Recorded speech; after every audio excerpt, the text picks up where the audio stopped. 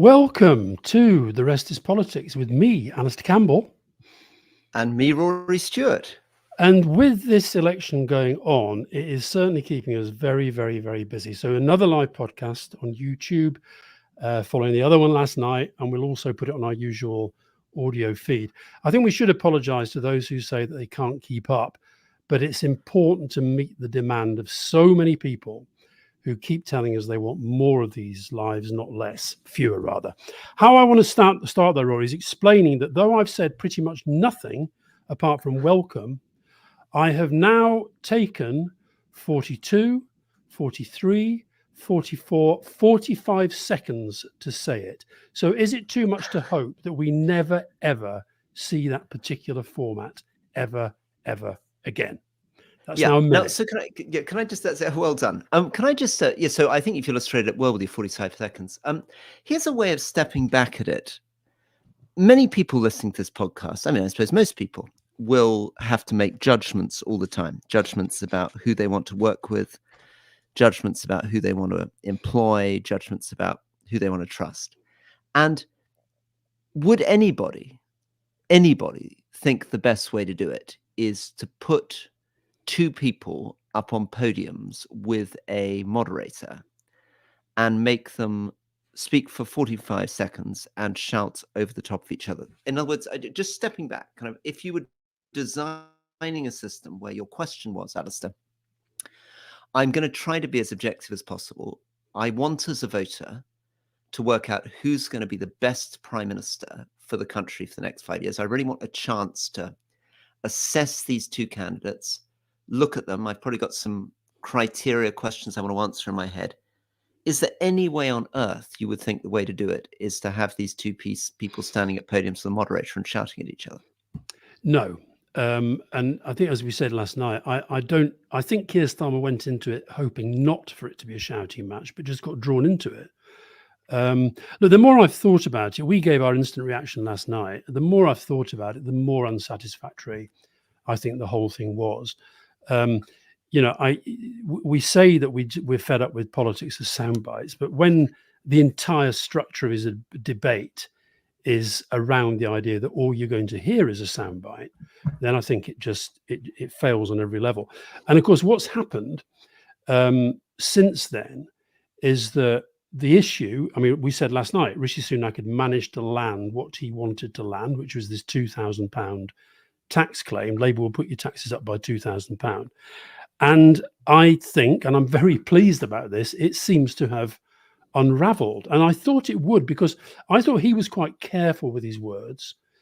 But Claire Coutinho this morning, and I think also something Jeremy Hunt has been writing in the forward to a Conservative Party document, they have been saying that the £2,000 figure, they've been trying to give the impression that this was, as it were, the Treasury's analysis of Labour policy. And it was quite something. If you remember Simon MacDonald, who was Permanent Secretary of the Foreign Office, he was a big part of bringing down Johnson, because he said, I'm fed up of this. I'm not going to tell any more lies on his behalf. And he said, Johnson's not been telling the truth. And now James Bowler, who I know quite well from when he was working for Gordon Brown, James Bowler, who's now the head of the Treasury, replacing Tom Scholar, who was sacked by Liz Truss and Kwarteng, he has come out and said that, no, they can't say this has been costed by the Treasury, because it's made assumptions that have been put there by political advisors. And you'll know this, Rory, from having worked in government. So, and I've done this, and Gus O'Donnell did an amazing interview on The World at One, really angry. Gus doesn't get angry. Gus, who's a former Treasury civil servant, former head of the civil service. And he said he found this whole thing grubby.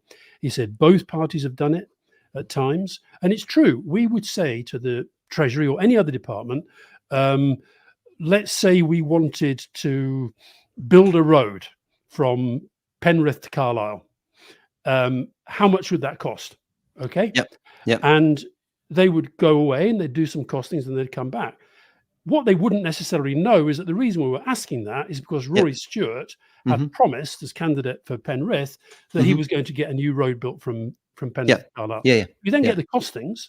So that's what they've done. They've asked for costings. They've given them the questions they want answered.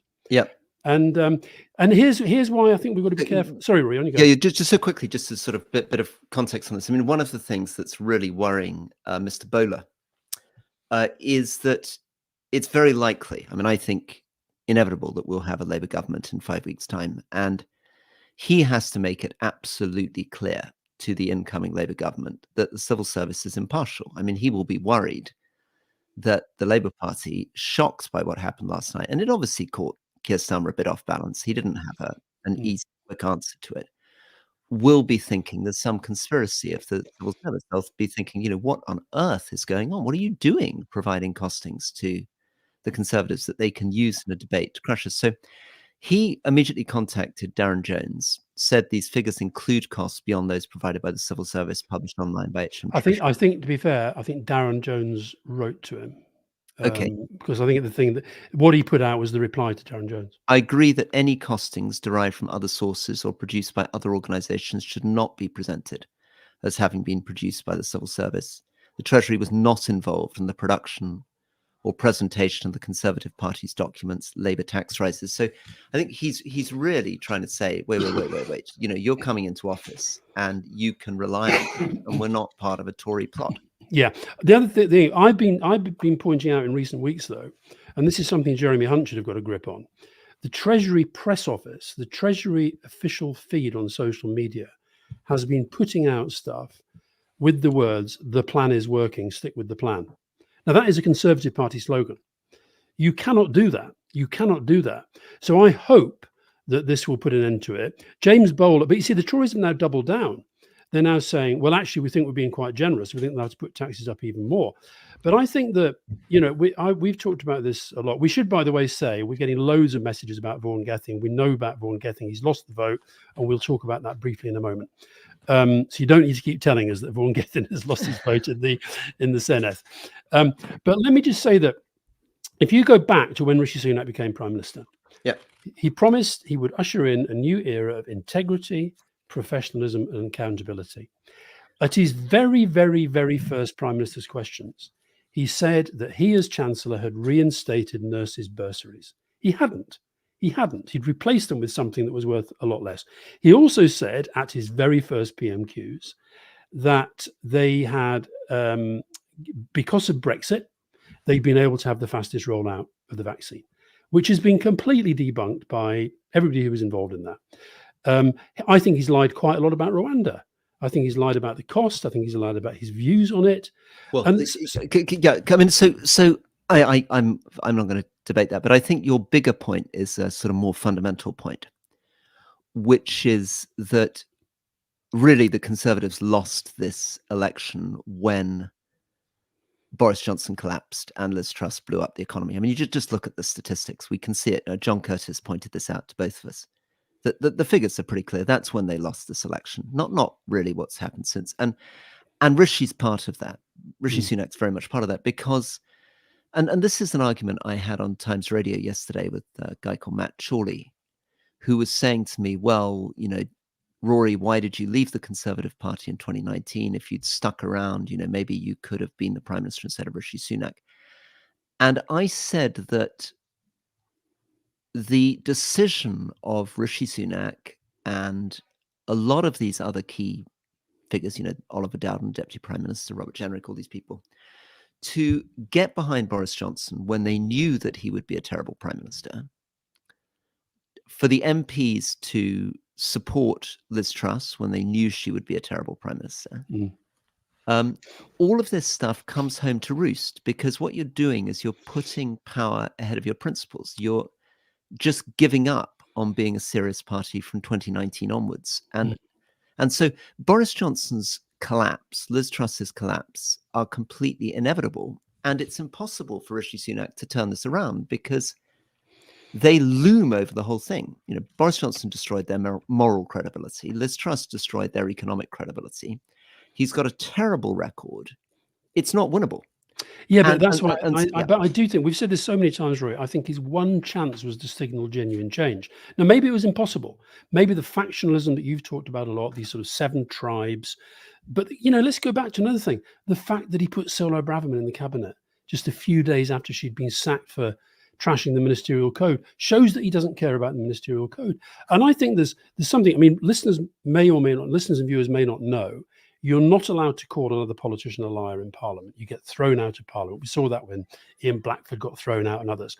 But today you've got Keir Starmer, Rachel Reeves, Darren Jones, who you mentioned, Jonathan Ashworth, across the airwaves, saying, and I think, with some justification, that he got desperate last night and he told a lie. And I don't know whether they already had this letter. I know Darren Jones did. I don't know whether Keir Starmer already knew that this had been rebutted by the Treasury. The Machiavellian me says, I wonder if he knew and he just sort of wanted to let him land this point so as they could produce this. I don't think so, because I still think the Tories. No. I think, and we're getting a lot of comments. I don't think that would make sense, Alistair. Let me just sort of. No, I agree. I'm just throwing that out. Because actually, it didn't. The fact that the polls suggest that people narrowly thought Rishi Sunak won is a bad thing for Starmer, because most people watching debates, in my experience, go in with very strong prejudices. And given that we know that Labour's 20 points ahead in the polls, you'd expect by a 20-point lead, most people watching to be pretty sympathetic towards Keir Starmer. And therefore him to win that pretty comfortably without anyone watching, just on the sense that if you look at our thread on the right here, which people will be following, basically, as I pointed out last night, if you've got a Twitter handle, abolish the monarchy, you're going to think that, Sunak did terribly and Starmer did well. And if you've got a Twitter handle... Hold on a bit. If you've got Keir Starmer does not want to abolish the monarchy. Are you suggesting Keir Starmer wants to abolish the monarchy? So basically, if you're... and I noticed this, watching my friends. If you're on the left, you think Starmer won. If you're on the right, you think Sunak won. So the fact that against the polls, it seems from the YouGov poll that there's a 51-49 lead for Sunak, means that even people who are sympathetic towards Starmer, not all of them, 49% still supported Starmer, but a lot of them were like, ooh, that was not a great night for Starmer, even if they think, as people are saying here, that Sunak was a petulant bully and all this kind of stuff. It was not great for Starmer. No, it wasn't great to see him not be able to respond to 2000. David Mackay has just pointed out that abolish the monarchy is not here to defend themselves. No, that is very funny. A couple of things there. First of all, there have been several polls today, and the one that we talked about last night was the initial one, literally instant from, I think. Sorry, I'm just interrupting once more, because this isn't coming down the thread. Charles George, Starmer didn't win. The only thing I can remember from the debate is the £2,000. Yeah, but the Sun poll, for example, had Starmer winning 53-39. So anyway, the truth is, I think we both agreed it was a bit of a messy draw, and let's not worry about the polls on that. There is a poll that's coming out later, I believe, that shows that the Reform have had quite a lift and are not far behind the Tories. There's a question though from Charlie George. I don't know if that's the footballer that I'm sure you remember scoring a winning goal in the cup final, right? But he's saying to me, haven't you learned anything from the Brexit debate and the big red bus? They want you to be talking about this. But I think we have to talk about this, because the truth is, unless we learn something from the big red bus, then our politics is in deep trouble. What I really worry about from last night, what Sunak tried to do, is I think he confirmed himself as one of my 3P leaders: populism, polarization, post-truth. If we have people standing for Prime Minister who genuinely think, and then you have journalists saying, even journalists I really like and respect. I saw that Sophie Ridge on Sky, who I think is a good journalist, but she did something on social media saying, well, might there be a danger here that this is actually quite a good move because everybody's going to be talking about it. I think once we start saying that, I'm not saying she's saying this, but once we start saying that lying is clever politics in a campaign, I think we're in real trouble. I think we're then going down the Trump route. So what's let's just get back to the nub of this. So the nub of this is that, regardless of the exact numbers, and I'm absolutely with you that he pushed it far further and implied the Treasury had endorsed figures that he extracted largely from his special advisors. The nub of it was that he managed to land with the viewer the idea that Labour was going to cost you money. He had this line, which I thought was quite a good line, where he said, if you're going to vote for Labour, start saving. And what Starmer needed to do, which I think should have been central to everything, because it's right in the core of Rachel Reeves, is just say straight off, no, absolutely not. We have told you that that is not what we're going to do. We're not going to raise income taxes. We're not raising VAT. We're not doing this. And just reinforce Labour's fiscal credibility. Just undercut the whole thing by saying that's not our deal. And then turn around and say, and by the way, listen to these guys. Look at all the incredible unfunded things the Tories are offering. 71 billion, yeah. I wouldn't get into this because what's happening is that if you get into arguing about whether it's £2,000 extra, or £1,000 extra, or £3,000 extra, you're falling into that trap. You're accepting their assumption that Labour's putting up costs. What you should be saying is, we're not doing it, and actually the Conservatives are doing it. But I think the reason why I disagree with Charlie George about why this debate has to be had out, I think anybody who knew Boris Johnson, I knew him for years before he became a politician. You knew him before he became Prime Minister. Anybody who'd ever had anything to do with him knew that he was a liar. Sunak comes along after him, after the disaster of Truss, and says he's going to be the new Broom: integrity, professionalism, accountability. And I think, therefore, I think it is entirely possible that Keir Starmer was actually genuinely taken aback that Sunak went on this so hard. And it took him a bit of time to realise this was the entire strategy for the debate. Now, tactically, that gave Sunak a tactical win. Strategically, I think it's a gift to Labour, this, because this is the means by which he can now tie him character-wise to Johnson and Truss. And also a gift, I would hope, if I'm right about this, to Labour, because it means that in every single interview, people are going to raise this question. And it's an opportunity, I think, not just to do what you're talking about. I think it's an opportunity to lay out their plans and say, we're fiscally responsible and this other lot aren't. And that's what I really think is the great opportunity. It's a chance for Labour to really put their economic programme forward. Well, can I just come back to your thing we began with, though? By the way, Rory, can I just throw in two things? Abolish the monarchy says he's here and he's happy to be here. And the other thing is, you're getting a lot of, somebody's actually pointed out that £2,000 is just two of your pots. Is that the pot behind you? Is that the pot? Are we no, seeing... it's not. I can bring the pot up later. Bring the pot up later. So just can I come back to the big thing? Let's imagine that we were in some weird world able to have some influence on this. What might be a better way of, let's say that the job is to produce a format that allows the public to judge who might be a better prime minister. So here's one possibility: the way that traditional school debating competitions do it. One of them gives a long speech, 20 minutes. The other one gives a 20 minutes response, and then they both do closing speeches, right? More like you might in a courtroom. I mean, that's the way. We don't, for example, when we're trying to decide whether someone's guilty, we don't do it by making the two lawyers do 45 seconds each and jump back and forth between. When we're interviewing someone for a job, I guess we spend a good 20 minutes, half an hour on it, don't we? And we're not saying, give me 40. So can you think of a format which might be a little bit more democratic and give people a better sense to judge these people? Well, this is sort of, slightly a vested interest speaking. I honestly believe, remember the interview we did with Andy Street and Andy Burnham? You get two people from different parties, you try to get some of their own character and their life, and then you get them to talk about issues that they're both dealing with. So let's put it out there. Rishi, Keir, if you want to do a different sort of debate, let's have a 3-hour Rest is Politics special. Yeah. Just the four of us. It'd be a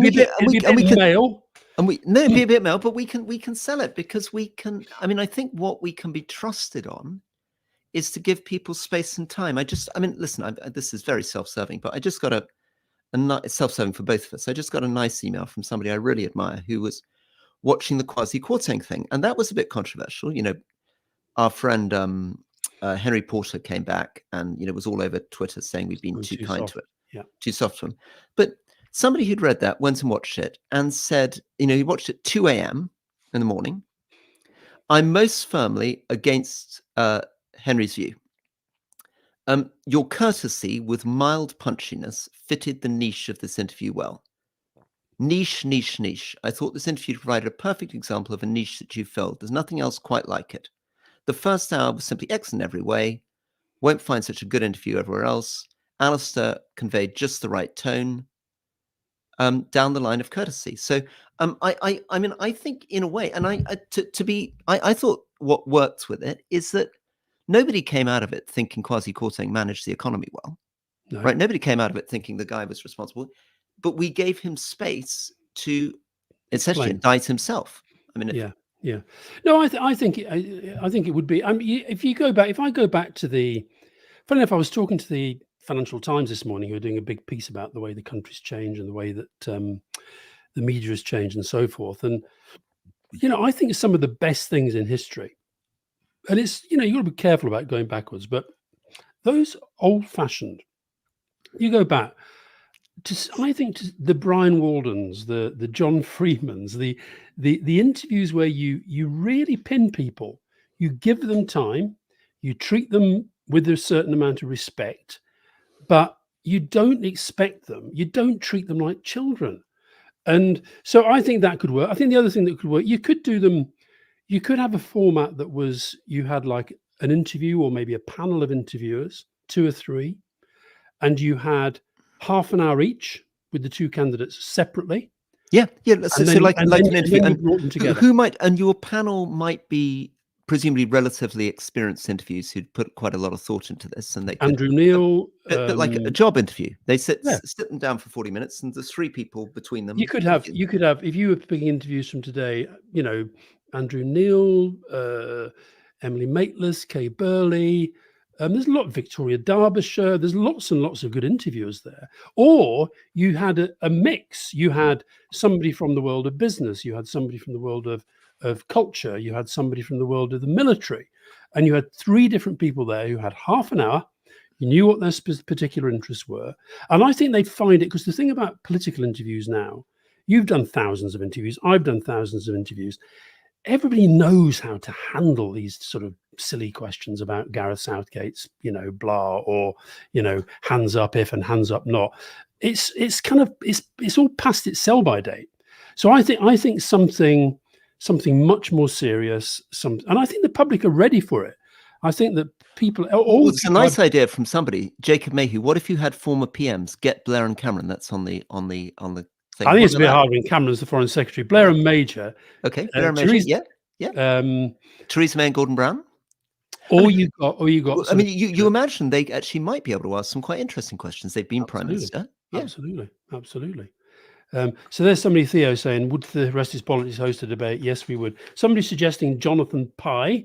I think that might be a bit tricky. We'd have to be after the watershed on that one.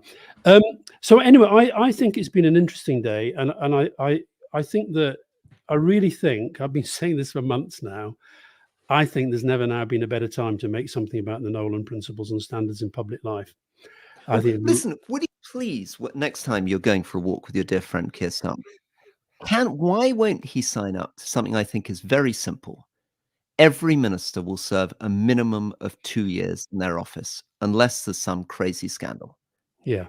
And we can claim it. We can pray in aid. Mr. Wes Streeting says in the interview, I hope Keir Starmer makes us all stick there for quite a long time. What's the problem with that? Why won't you just come out and say everybody will serve a minimum of 2 years? Maybe he will. Maybe we need to just find a way of making sure he's asked that question. But I think that the one thing that has happened today is that, whether he likes it or not, I think Sunak's character is on the ballot in a way that maybe it wasn't yesterday. No. Another thing that we're going to get onto, and we'll get onto India in a second, which has been just amazing and really, really interesting, because we talk a lot about populism, and that's an amazing result. But just, I guess, a month ago, 2 months ago, we were saying, isn't this extraordinary? Great Britain now has a Hindu prime minister responsible for England. We have a Muslim first minister in Scotland, and we have a black leader in Wales. And this is extraordinary. And it now looks as though the entire thing may have come crashing down, that within 5 weeks' time, we're going to end up with 3 white men again. So what's going on in Wales? Well, what's going on in Wales is that the opposition have got together, put down this motion of no confidence in Vaughan Gething.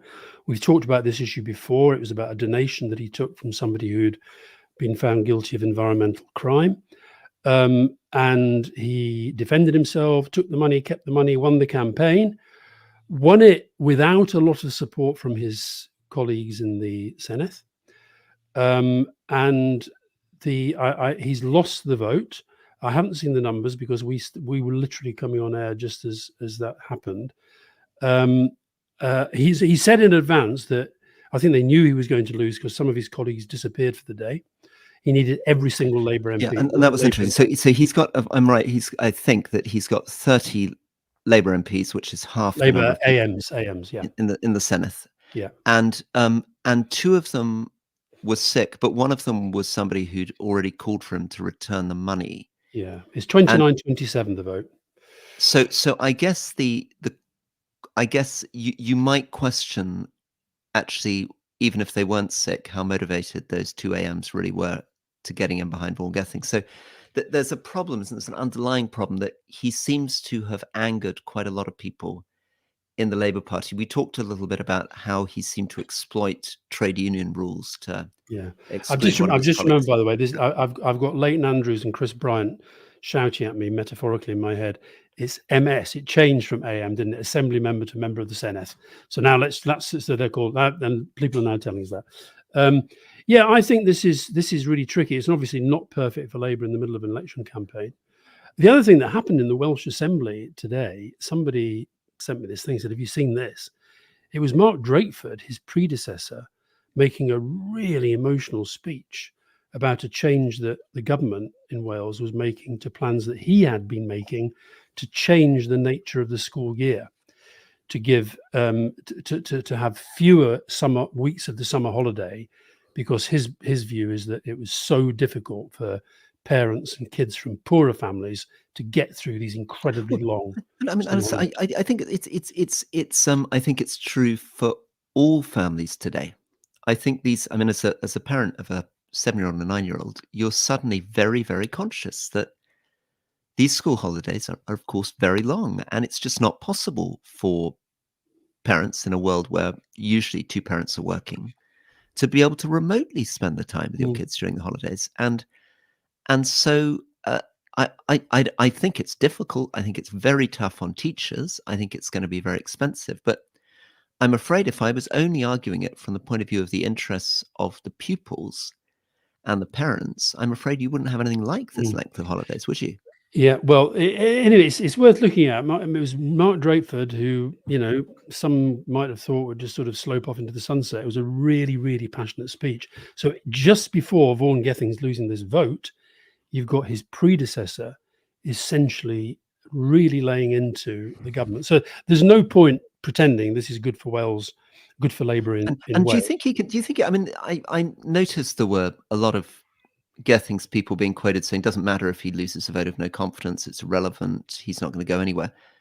That's a bit odd, because I would have thought, with our general line that this is about propriety, this is about respect, this is about no populism. I think you take losing a vote of no confidence very, very, very seriously. I suppose it's theoretically possible you stay, but my goodness, you better provide a pretty good reason why you're ignoring it. That is probably a very, very good bridge into India, because what you're talking about there is the loss of political authority.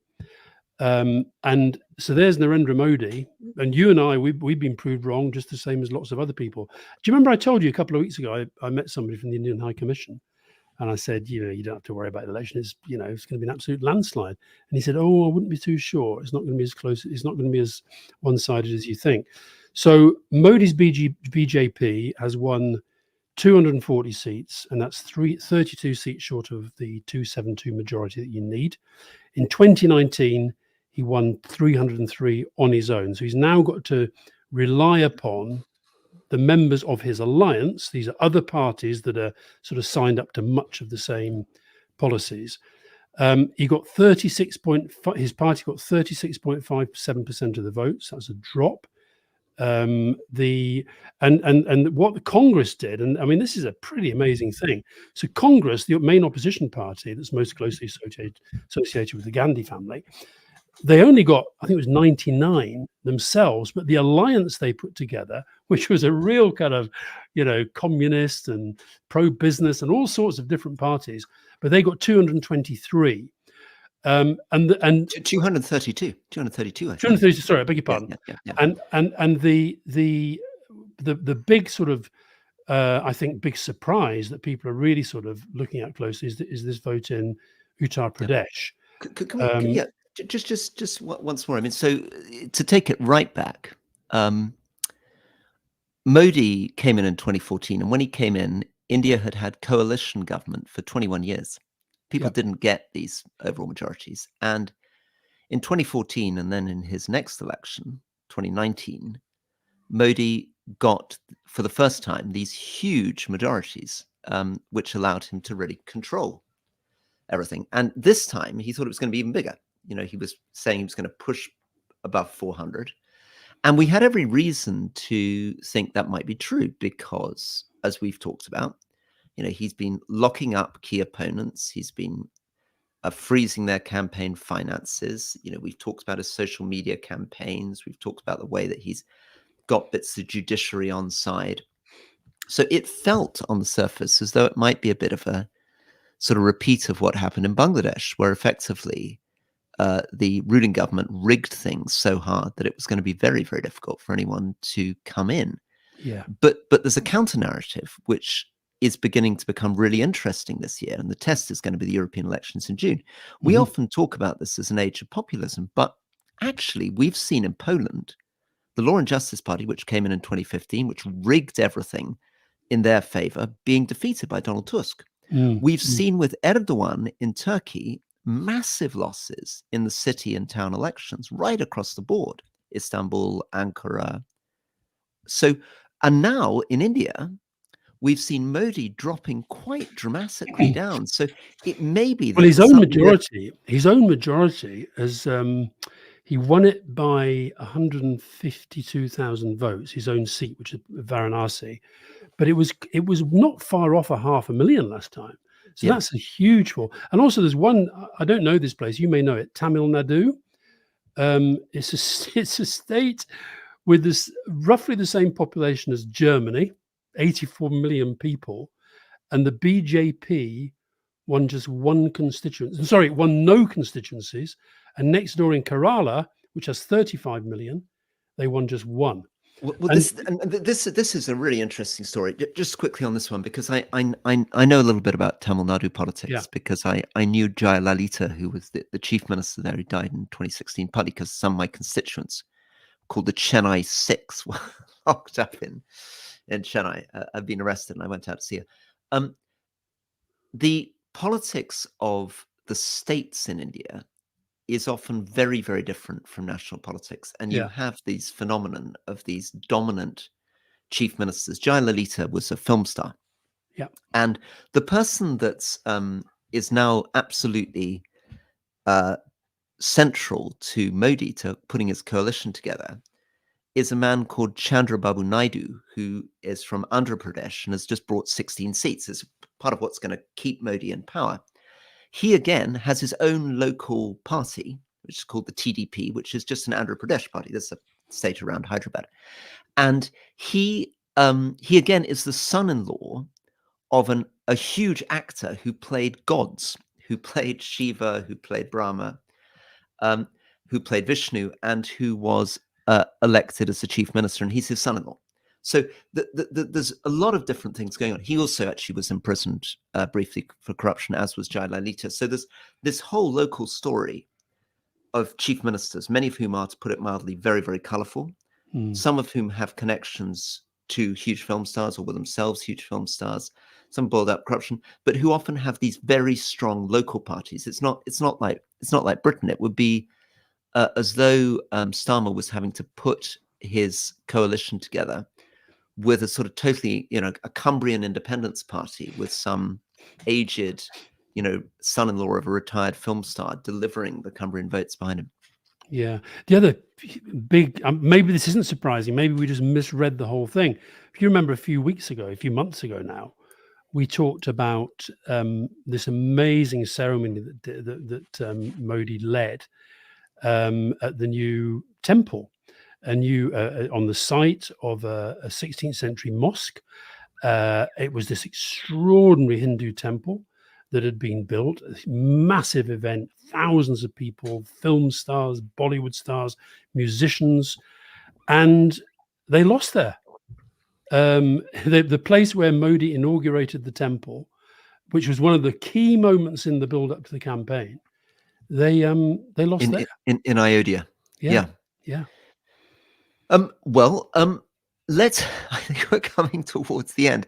There was the odd moment, yeah, as Yasir Malik points out, that Modi declared himself appointed by God, which you commented on. You commented on the fact that he's increasingly talking about his mother. Let's talk a lot about his mother. You know though. So in this thing about authority. Oh, that's right. Sorry. You told me that he had an insight that it wasn't just a virgin birth. That he was sort of. Yeah, that he's sort of conceived in a way that neither the mother nor the father was biologically involved. Yeah.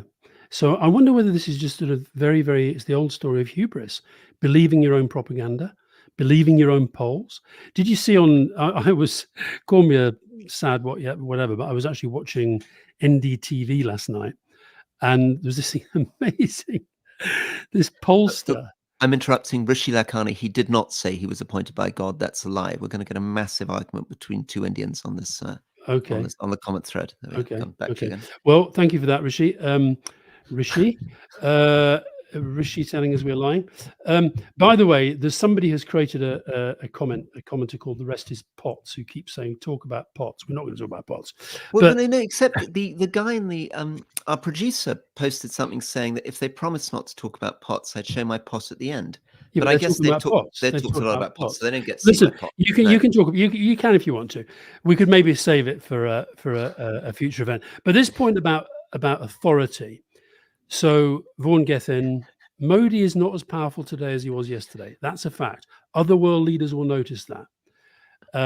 But I tell you something, when Tony Blair won his third election in 2005, if you think about it, it was quite a good majority. It was a majority that if we got it in 1997, would have been quite happy with it.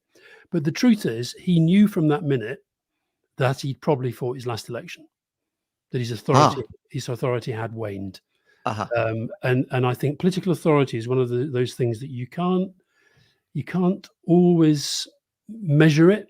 And even if you win, as Modi says he has, and he's going to be the prime minister, he's going to get a third term. Or if Tony, when he got a majority, or Vaughan Gething today and his people saying it doesn't matter, political authority it's an intangible but unbelievably important currency. The Indian stock market yesterday dropped at one point by 8%, by the end of the day by 6%, lost hundreds of billions of dollars, $350-400 billion of value. And that was because traders had bet hard, basically, on companies which are cronies of Modi. He's backed these kind of oligopolies where a handful of huge companies now dominate the Indian economy, and they then started unloading the stocks of these companies. You know, one of these key companies, its stocks collapsed by 20%. Amazing. So as ever, lots of people made lots of money on it. The thing I was telling you about the pollster who was on television, I don't know whether this will ever happen to John Curtis or James Johnson, who does our polls, or anybody else, but this guy called Pradeep Gupta, who's the chairman and managing director of a firm called Axis My India, who had been confidently doing polls suggesting that the BJP and their alliance were going to get somewhere between 360 and over 400 seats, which would have given them a super majority. And when the results came in, he was live on television and just started crying hysterically. We should put it in the newsletter because it was a remarkable moment.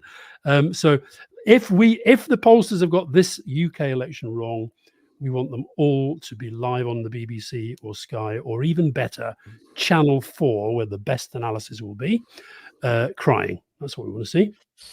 Yeah, it's so difficult, isn't it? Because polls are always wrong, and our predictions aren't really worth much out there. I don't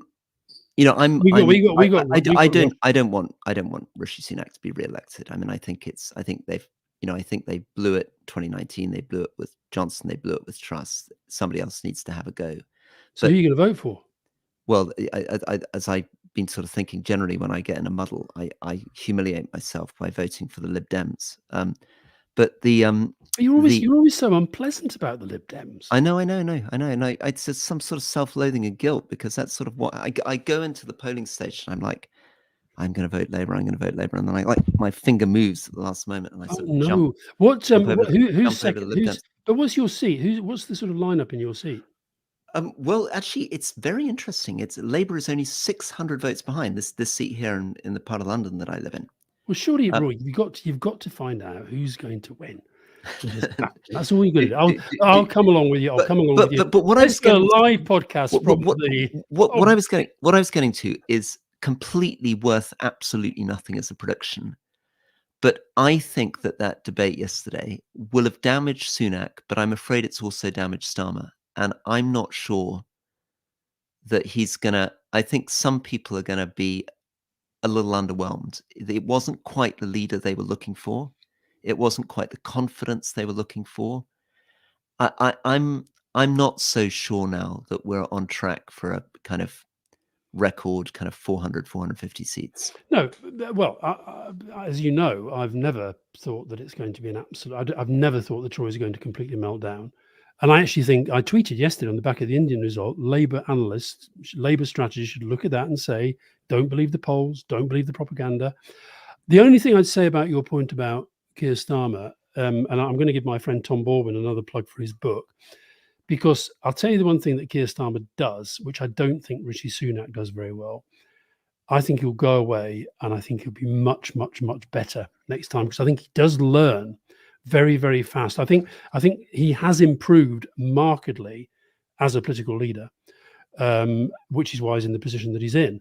So I'd be surprised, and I hope, this is my hope, I hope we start to see less of the total Tory bashing.